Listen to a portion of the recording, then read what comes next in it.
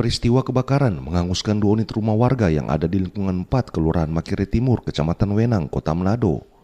Kebakaran yang terjadi di pemukiman padat penduduk tersebut oleh pengakuan sejumlah warga diduga berasal dari seorang anak yang bermain korek api.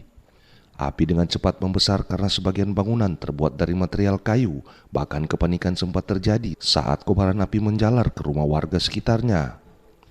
Adapun 2 rumah warga terdampak kebakaran, yakni keluarga Tumi Momor Supit dan Lontaan Watania.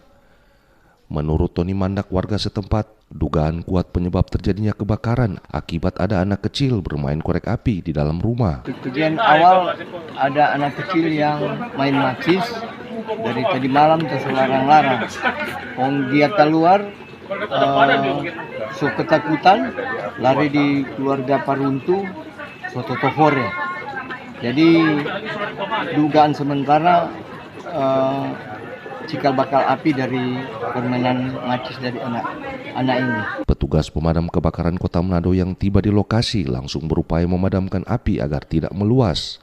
Kepala Dinas Damkar Kota Manado Jimmy Rutin Suluk dalam keterangannya mengatakan kobaran api sempat membuat panik warga, namun gerak cepat 5 unit mobil damkar bersama 20 petugas dibantu warga mampu memadamkan api. Kebakaran sekitar kurang lebih kami terima laporan jam 9, kurang lebih jam 9 atau jam 9 lewat kurang 5 menit. Armada menuju, laporan langsung dari anggota Satpol PP kepada kami di pos. Kebakaran 2 unit rumah, kami terjunkan berbagai 5 armada dengan jumlah personil kurang lebih